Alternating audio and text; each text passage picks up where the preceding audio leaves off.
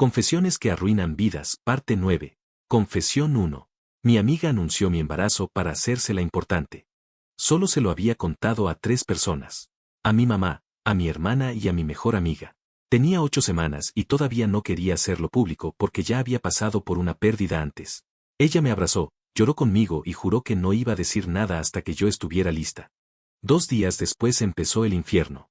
Mi teléfono se llenó de felicitaciones. Una tía me mandó corazones. Una compañera me preguntó si ya sabía el sexo.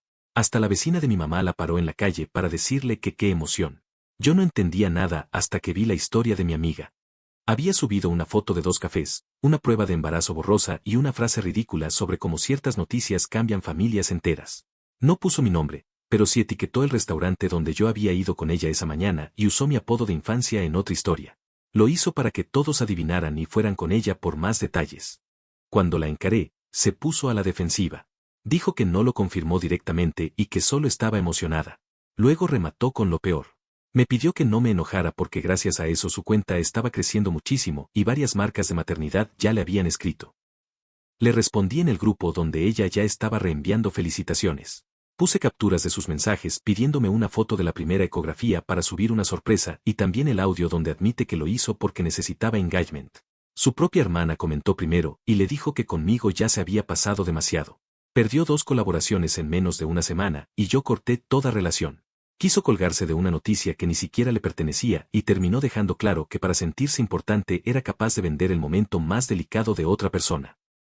Confesión 2. El papá de mi hijo fingió estar grave para no pagar pensión. Cada vez que tocaba depositar la pensión, aparecía una tragedia nueva. Un mes era el coche. Otro, el trabajo. Luego la salud. Llegó a mandarme una foto con una pulsera de hospital y un texto larguísimo diciendo que debía entender que estaba peleando por su vida y no podía pensar en dinero.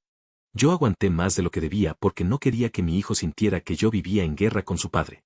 Pero empecé a notar cosas raras. Siempre estaba demasiado enfermo para depositar, nunca para subir estados con música, ni para desaparecer fines de semana enteros. Lo que me abrió los ojos fue una llamada de mi hijo.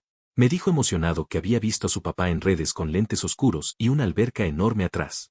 Según él, estaba en tratamiento y no podía ni manejar. Busqué desde la cuenta de una amiga porque a mí me tenía restringida y ahí estaba. No en un hospital. En un hotel de playa. Subía fotos viejas con frases tristes para mí y al mismo tiempo historias recientes brindando con 2 amigos. Hasta hizo un video en una moto acuática el mismo día en que me juró que seguía internado. Guardé todo. Fechas, ubicación y capturas. Se lo llevé al abogado junto con meses de excusas médicas falsas. El juez no solo le rechazó la reducción de pensión que estaba pidiendo, también le ordenó pagar atrasos y revisar de dónde habían salido los comprobantes del supuesto tratamiento. Resultó que una receta estaba alterada y la pulsera del hospital era de una visita vieja por algo menor. Lo peor para él fue que su propia madre se enteró porque la habían usado de coartada varias veces. Quiso dar lástima para no cumplir con su hijo y terminó viendo cómo su actuación barata le salió más cara que si simplemente hubiera depositado a tiempo. Confesión 3. Mi padrastro vendió las herramientas de mi papá muerto. Mi papá murió dejando un taller pequeño en el patio. No era un gran negocio, pero sí el lugar donde pasé media vida viéndolo trabajar. Meses después, mi madre empezó a salir con un hombre que al principio parecía amable. Luego empezó a hablar del taller como si fuera espacio desperdiciado. Decía que era puro mugrero viejo y que lo mejor sería convertirlo en un cuarto de visitas. Yo me negué siempre. Mi madre me daba la razón en corto, pero delante de él se quedaba callada. Una tarde llegué y faltaban varias cosas. La sierra, 2 cajas de herramienta fina y el compresor ya no estaban. Cuando pregunté, mi padrastro me dijo sin vergüenza que seguramente yo mismo las había movido y ya no me acordaba. Después insinuó que tal vez algún amigo mío se las había llevado porque yo dejaba entrar a cualquiera. Escuchar eso dentro del taller de mi papá me dio ganas de romperle la cara. No lo hice. Me fui directo con el vecino de enfrente, que siempre tiene su cochera llena de cámaras porque ya lo habían robado antes. En el video se veía clarísimo. Mi padrastro cargando las herramientas a una camioneta blanca de segunda mano y saliendo 2 veces en la mañana mientras mi mamá estaba trabajando.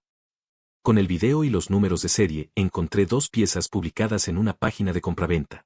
Lo denuncié sin avisarle y la policía recuperó parte del equipo en una bodega rentada a su nombre. Mi madre quiso decir que había sido un malentendido, hasta que supo que también había vendido una caja con cartas de mi papá y 2 relojes viejos. Lo corrió esa misma semana. Quiso desaparecer lo único que me quedaba de mi padre para ganar espacio en una casa ajena y terminó saliendo de ahí con una bolsa negra y nadie dispuesto a defenderlo. Confesión 4. Mi novio quiso una prueba de ADN y perdió a toda su familia. Cuando le dije que estaba embarazada, primero se quedó callado y luego sonrió. Esa calma le duró 3 días. Después empezó a hacer preguntas raras. Que si estaba segura de las fechas. Que si recordaba bien cuándo había sido. Que él quería hacer todo perfecto, pero también necesitaba tranquilidad. Yo sabía perfectamente lo que estaba insinuando. Llevábamos 2 años juntos y jamás le fui infiel. Aún así, me traje el orgullo porque pensé que era miedo. El problema fue que su madre se metió. Empezó a decir que en esa familia no iban a mantener hijos ajenos y que más valía aclararlo antes de que naciera. Me presionaron tanto que acepté hacer la prueba apenas fuera posible. Lo que no acepté fue hacerlo en secreto. Le dije que si quería dudar de mí, entonces toda su familia iba a escuchar el resultado sentada. Él se hizo el ofendido, pero terminó yendo porque estaba convencido de que la prueba lo iba a dejar como hombre precavido. Nos sentamos con mi mamá, la suya y 2 de sus hermanos. Cuando el doctor explicó que la probabilidad de paternidad era prácticamente total, yo pensé que al fin se iba a callar. Pero la bomba no fue esa. La bomba fue cuando su hermano mayor se rió nervioso y soltó que ojalá en esa casa aplicaran pruebas igual de rápido con otros casos. La sala se congeló. Resultó que años atrás su propia madre había escondido dudas parecidas sobre el padre real de uno de sus hijos y por eso estaba tan obsesionada conmigo. En una tarde él me acusó sin pruebas, humilló nuestra relación y además destapó un secreto que llevaba décadas enterrado. Yo terminé con él un mes después. No por la prueba. Por la facilidad con la que me puso en juicio para quedar bien con una madre enferma de control. Quiso verme suplicar por confianza y acabó viendo cómo su propia casa se partía por la mitad. Confesión 5. Yo inventé que me habían asaltado para tapar una apuesta. Perdí dinero en una apuesta absurda y no tuve valor para admitirlo. Era dinero de la renta que mi novia me había confiado porque yo iba a hacer el depósito al día siguiente.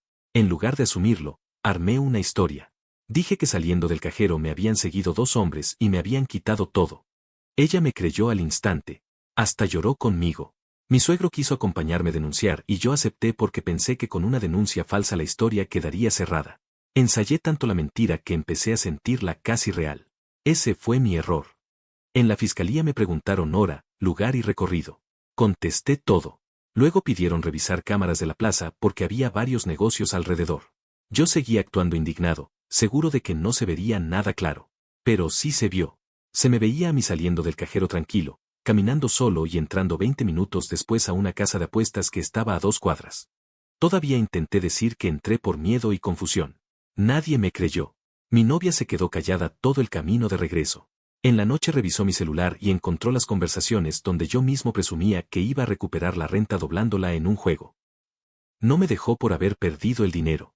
Me dejó por verla llorar abrazándome mientras yo la miraba a los ojos y le mentía. Mi suegro me obligó a devolver cada peso y mi propia familia se enteró porque la denuncia falsa quedó registrada.